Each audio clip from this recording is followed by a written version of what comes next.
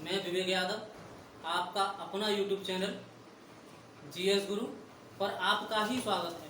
ठीक है, तो भैया लाइक कर देना, सब्सक्राइब कर देना और बेल आइकन को दबा देना ताकि जो भी नोटिफिकेशन आते हैं वो सबसे पहले आपके पास पहुंचे। तो आज बात करेंगे भारत शासन अधिनियम 1935 की। ठीक है, तो उससे पहले मैं आपको एक बात बता दूं,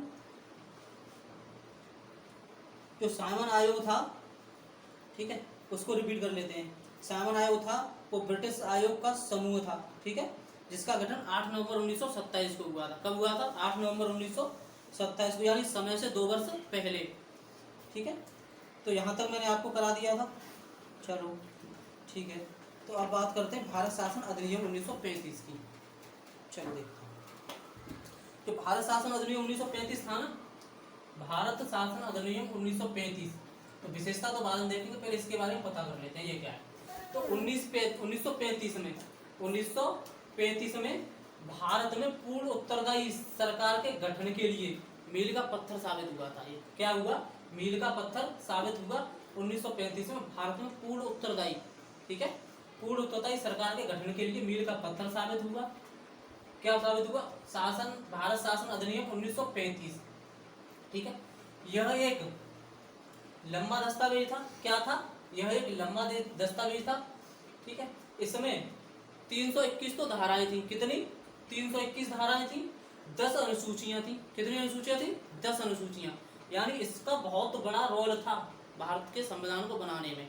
ये बात आपको ध्यान रखनी है। ठीक है, अब बात करते हैं कि विशेषताओं के बारे में।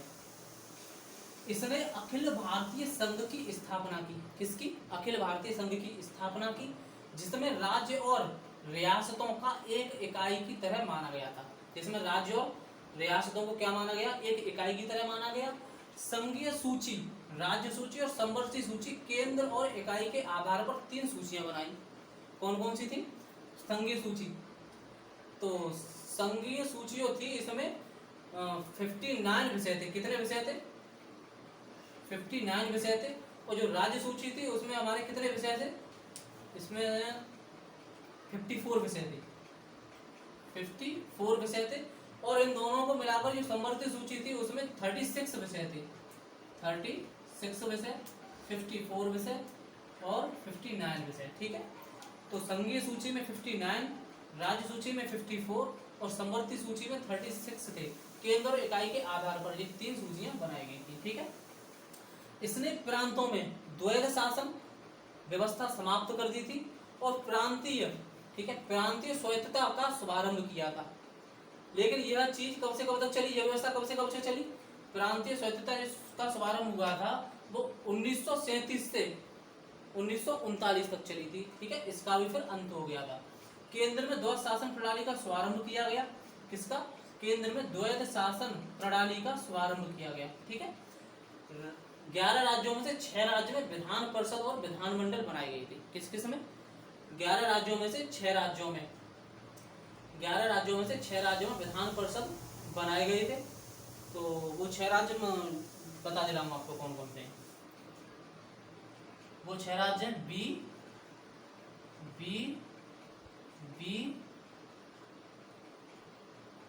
S A M. ठीक है, यानी बी। तो बी से आपका बन जाएगा यहाँ पे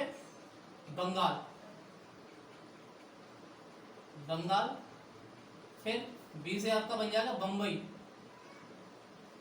बम्बई, फिर बी से बन जाएगा आपका बिहार। ठीक है, फिर एस से बन जाएगा संयुक्त प्रांत,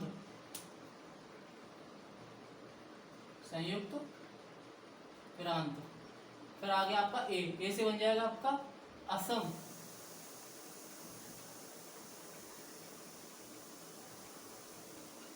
अब क्या बचा आपका एम। ठीक है, तो एम से बन जाएगा आपका मद्रास। क्या बन जाएगा? मद्रास बन जाएगा। ये आपकी ट्रिक है, बी, ट्रिपल बी और ऐसे एम, यानी बंगाल, बंबई, बिहार, संयुक्त प्रांत, असम और मद्रास। इनमें क्या था? इनमें विधानमंडल और विधान परिषद दोनों बनाए जा चुके थे। इसके अनुसार भारत शासन अधिनियम 1935 के अनुसार, ठीक है। इसने मताधिकार का विस्तार किया, किसका? मताधिकार का विस्तार किया, और लगभग 10% जनसंख्या को, भारत की 10% जनसंख्या थी, उसको मत देने का अधिकार मिल गया था। किसके अनुसार? 1935 के अधिनियम के अनुसार, ठीक है। तो ये यहाँ पे मतलब कुछ पॉइंट थे वो मैंने आपको क्लियर करा दिए, और इसके 1-2 पॉइंट रह जाते हैं वो बता देता हूँ। जैसे मान के चलो, भारतीय रिजर्व बैंक की स्थापना हुई थी 1935 के अधिनियम के अनुसार। किसकी? भारतीय रिजर्व बैंक की स्थापना। और 1937 में संघीय न्यायालय की स्थापना हुई थी।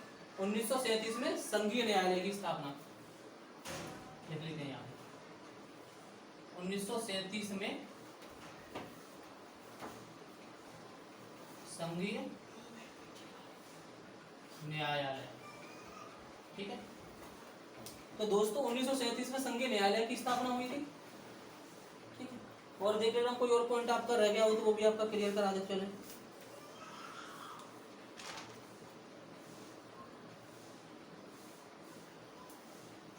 इसने भारत शासन अधिनियम 1858 द्वारा स्थापित भारत परिषद को क्या कर दिया था? समाप्त कर दिया था, ठीक है। चलो अब आगे बढ़ते हैं, कोई पॉइंट नहीं है जो आपके लायक हो इसमें, ठीक है। अब भारतीय स्वतंत्रता अधिनियम 1947 की बात करते हैं। भारतीय स्वतंत्रता अधिनियम 1947 की, ठीक है। चलो इसके बारे में देखते हैं। इसका एक पॉइंट और डाल लो, इसमें ये लिख लो कि इसने बर्मा को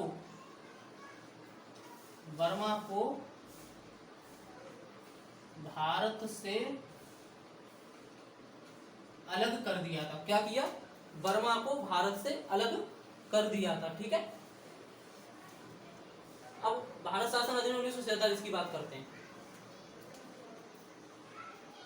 20 फरवरी 1947 को ब्रिटिश प्रधानमंत्री क्लीमेंट एटली ने घोषणा की कि 30 जून 1947 को भारत में ब्रिटिश शासन समाप्त हो जाएगा। क्या घोषणा की? कि भारत में ब्रिटिश शासन समाप्त हो जाएगा। कब घोषणा की? 30 जून 1947 को, ठीक है। ठीक, 30 जून 1947 को ब्रिटिश शासन समाप्त हो जाएगा। और घोषणा पत्र किस दिन आया? 20 फरवरी 1947 को, ठीक है। अब घोषणा होने के बाद क्या निष्कर्ष निकला? तो घोषणा में क्या शब्द था? सत्ता उत्तरदायी भारतीय के हाथों में सौंप दी जाएगी, ठीक है। उत्तरदायी भारत या भारतीय के हाथों में सौंप दी जाएगी। इस अधिनियम की विशेषताएं थी, इसने भारत में ब्रिटिश राज्य समाप्त किया और 15 अगस्त 1947 को भारत स्वतंत्र करने की घोषणा कर दी। क्या किया था? इसने भारत में ब्रिटिश राज्य समाप्त कर दिया था। 15 अगस्त 1947 को भारत को स्वतंत्र करने की घोषणा कर दी और भारत के विभाजन की बात कही और 2 स्वतंत्र डोमिनियन राज्य भारत और पाकिस्तान की मांग रखी। मतलब भारत के विभाजन की बात कही और दो स्वतंत्र डोमिनियन संप्रभु राज्य, ठीक है, भारत को और पाकिस्तान को बनाने की मांग रखी। वायसराय का पद समाप्त कर दिया गया था। वायसराय का पद समाप्त कर दिया और गवर्नर जनरल यानी जीजी, जैसे आप जीजी बोल सकते हो, गवर्नर जनरल का पद सृजन किया। ब्रिटेन में भारत का जो सचिव का पद था, भारतीय सचिव का पद, वो भी समाप्त कर दिया गया था। कब? 1947 के भारतीय स्वतंत्रता अधिनियम के द्वारा, ठीक है। दोनों राज्यों की अपना अलग अलग संविधान बनाने की शक्ति दे दी गई थी और यह भी कह दिया गया था कि अगर आप अपना संविधान नहीं बनाते हैं तो दूसरे का संविधान भी आप जो है स्वीकार कर सकते हैं, ठीक है, ये भी कह दिया गया। इसलिए शाही उपाधि से भारत का सम्राट शब्द था वो समाप्त कर दिया। 14 से 15 अगस्त 1947 की मध्य रात्रि को भारत में ब्रिटिश शासन का अंत हो गया और समस्त शक्तियां 2 नए डोमिनियन राज्य भारत और पाकिस्तान के हाथों में चली गई थी, ठीक है। इतनी बात समझ में आई? तो यही आपके मोस्ट इंपोर्टेंट पॉइंट थे, वो मैंने क्लियर करा दिए हैं यहाँ पे। अब बात कर लेते हैं स्वतंत्र भारत में मतलब किसको क्या क्या पद मिले थे, वो भी क्लियर आपका थोड़ा सा करा दे रहे हैं। चलो देखते हैं।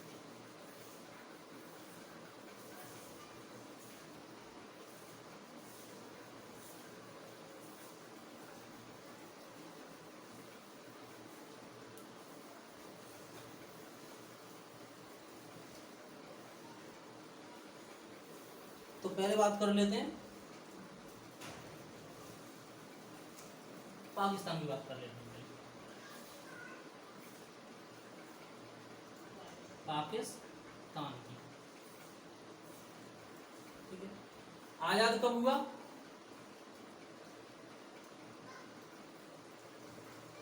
कब आजाद हुआ ये? तो ये आजाद हुआ था 14 अगस्त 1947 को। 14 अगस्त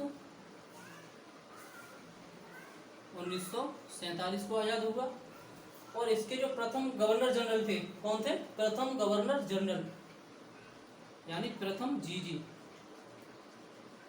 प्रथम जीजी गवर्नर जनरल थे, वो कौन थे? मोहम्मद अली जिन्ना थे। कौन थे? मोहम्मद अली जिन्ना, ठीक है। अब प्रथम प्रधानमंत्री, प्रथम प्रधानमंत्री, अब प्रथम प्रधानमंत्री कौन थे? तो वो थे लियाकत अली, लियाकत अली। अब पाकिस्तान की बात कर लेते हैं, वो हिंदुस्तान की, भारत की। भारत कब आजाद हुआ था? आजाद हुआ था 15 अगस्त 1947 को। 15 अगस्त 1947 को आजाद हुआ था, ठीक है। और प्रथम जीजी जो थे, प्रथम जीजी गवर्नर जनरल, वो कौन थे? CR गोपालाचारी, CR गोपालाचारी, ये प्रथम गवर्नर जनरल थे, ठीक है। और प्रथम जो प्रधानमंत्री थे वो थे अपने प्रथम प्रधानमंत्री, कौन थे? पंडित जवाहरलाल नेहरू, पंडित जवाहरलाल नेहरू, ठीक है।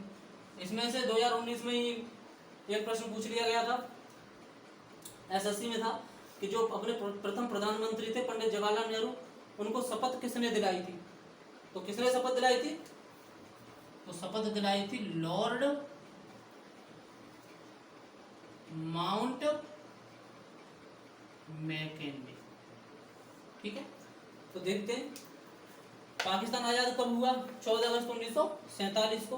प्रथम गवर्नर जनरल कौन थे? मोहम्मद अली जिन्ना थे। प्रथम प्रधानमंत्री कौन थे? तो वो लियाकत अली थे। और भारत 15 अगस्त 1947 को आजाद हुआ था। गवर्नर जनरल CR गोपालाचारी थे। प्रथम प्रधानमंत्री पंडित जवाहरलाल नेहरू थे। और इनको पंडित जवाहरलाल नेहरू को जो शपथ दिलाई थी वो लॉर्ड माउंट मैकेन ने